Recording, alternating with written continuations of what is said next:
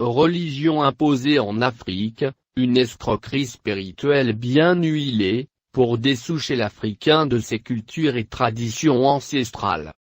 Écrit par Dr. Ngati Mvuen Apollinaire. L'enfant Ticard du Cameroun. Voix narrative, Monsieur Mathieu, pour le compte de Astrid. Chapitre 4. Discours du roi des Belges Léopold II aux missionnaires du Congo.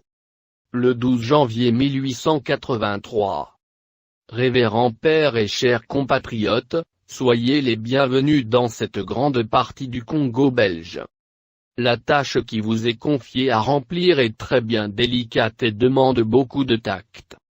Prêtres et pasteurs, vous venez certes pour évangéliser, mais votre évangélisation doit s'inspirer de notre grand principe, avant tous, les intérêts de la métropole.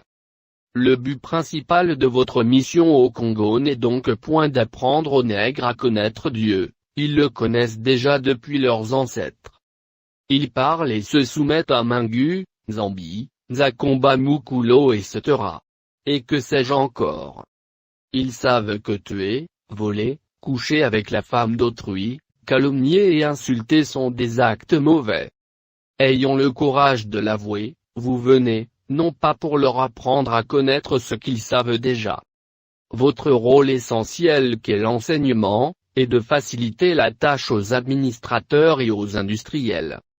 C'est donc dire que vous interpréterez l'évangile de façon qui serve à mieux protéger nos intérêts dans cette partie du monde. Pour ce faire, vous veillerez entre autres, à désintéresser nos sauvages noirs, des richesses dont regorgent leur sol et sous-sol, pour éviter qu'ils s'y intéressent, qu'ils ne nous fassent pas une concurrence meurtrière, et rêvent un jour, à nous déloger de cette partie avant qu'on s'enrichisse. Notre connaissance de l'Évangile nous permettra facilement de trouver des textes recommandant, faisant et aimer la pauvreté. Tels que « Heureux les pauvres en esprit car le royaume des cieux est à eux. Il est difficile à un riche d'entrer au ciel qu'à un chameau de passer dans le trou d'une aiguille. Vous ferez tout pour que les nègres aient peur de s'enrichir pour mériter le ciel. Les soutenir petit à petit pour éviter qu'ils se révoltent un jour. Les industriels et les administratifs se verront obligés de temps en temps pour se faire craindre de recourir à la violence. Battre, injurier, arrêter pour se faire respecter. Il ne faudra pas que les nègres ripostent ou se nourrissent de vengeance. Pour cela, vous les enseignerez par tous les moyens et les inciterez, à suivre l'exemple de tous les saints, qui ont tendu la joue, qui ont pardonné les offenses, qui ont reçu des crachats sans tressaillir et les insultes. Les détacher et les décourager de tout ce qui pourrait leur donner le courage de nous affronter. Je fais ici allusion spécialement à leurs nombreux fétiches de guerre qu'ils ne prétendent point abandonner. Votre action doit se porter essentiellement, sur les jeunes, afin qu'ils n'héritent point, des idées de leurs parents, et à vous de souligner, que quand le commandement du prêtre est contradictoire à celui des parents, les enfants devront apprendre, à obéir à ce que leur recommande le missionnaire qui est leur père spirituel. Ainsi, insistez particulièrement sur la soumission et l'obéissance, même aveugle. Ces vertus s'appliquent mieux quand il y a absence de critique. Apprenez aux élèves à croire et non pas à raisonner.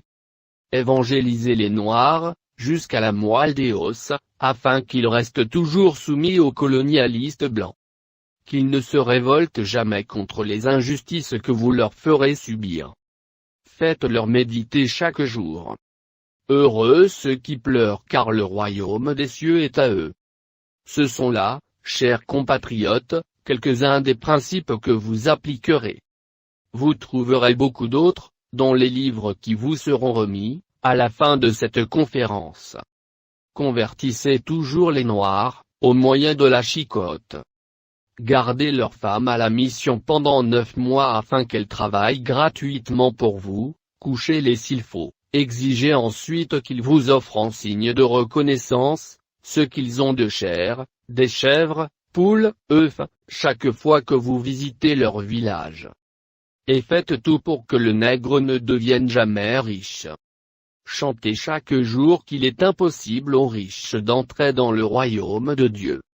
Faites-leur payer une taxe chaque semaine à la messe de dimanche. Utilisez cet argent prétendument destiné aux pauvres, pour ouvrir des magasins importants, là où vous êtes, procure, paroisse, mission, et transformez vos missions ainsi, en gros centres commerciaux florissants. Aidez légèrement les pauvres pour encourager les autres à investir régulièrement. Demandez aux Noirs de mourir de faim et vous autres, vous mangerez 5 fois par jour ou plus, afin que votre ventre soit toujours plein de bonnes choses, et que vos bouches exhalent partout l'odeur de l'oignon. Instituez pour eux, un système de confession, qui fera de vous de bons détecteurs, pour dénoncer tout noir, qui a une prise de conscience et qui pourrait revendiquer l'indépendance. Enseignez aux nègres une doctrine dont vous-même vous ne mettez jamais les principes en pratique. S'ils vous demandent pourquoi vous vous comportez contrairement à ce que vous prêchez, répondez-leur, suivez ce que nous vous disons et non ce que nous faisons. Et s'ils revendiquent en disant une foi sans acte est une foi morte, fâchez-vous, en appliquant le fouet ou en leur répondant, heureux ceux qui croient sans avoir vu, ils seront fils de Dieu. Dites-leur que les statuettes qu'ils gardent chez eux sont l'œuvre de Satan. Confisquez-les pour aller remplir les musées de Tarnelle et de Vatican. Faites donc oublier aux Noirs leur héros afin qu'ils n'adorent que les nôtres qui ne les écouteront naturellement jamais. Exemple, Sainte Marie, Sainte Thérèse, Saint André, etc. Ne présentez jamais une chaise à un Noir qui vient vous voir. Donnez-leur tout au plus une cigarette. Ne l'invitez jamais au dîner ensemble même s'il vous tue une poule chaque fois que vous lui rendez visite. Considérez les Noirs comme des petits-enfants que vous trompez même après les indépendances. Exigez particulièrement qu'ils vous appellent mon père. Jurez au communisme et à la persécution, s'ils vous demandent de cesser de les tromper et de les exploiter. Ce sont là, chers compatriotes, quelques-uns des principes que vous appliquerez sans faille. Vous en trouverez beaucoup d'autres dans des livres et textes qui vous seront remis à la fin de cette séance. Le roi attache beaucoup d'importance à votre mission. Aussi, a-t-il décidé de faire tout pour vous la faciliter. Vous jouirez de la très grande protection des administratifs. Vous aurez de l'argent pour vos œuvres évangéliques et vos déplacements. Vous recevrez gratuitement des terrains de construction pour leur mise en valeur, vous pourrez disposer d'une main-d'œuvre gratuite. Voilà donc révérend père et chers compatriotes, ce que j'ai été prié de vous faire savoir en ce jour. Main dans la main, travaillons donc pour la grandeur de notre chère patrie. Peuple africain. Voilà un discours qui démontre que l'Africain a été victime d'une escroquerie spirituelle depuis l'arrivée des explorateurs et des missionnaires mercenaires sur le continent africain. N'appelez plus jamais les prêtres mon père. Appelez les monsieur X ou Y. Chaque fois que vous appellerez un prêtre mon père, vous serez en train de marcher sur les cendres et les douleurs de vos ancêtres, qui ont été bastonnés, brimés, torturés, molestés, humiliés et muselés pendant l'esclavage et la colonisation. Malheur à vous,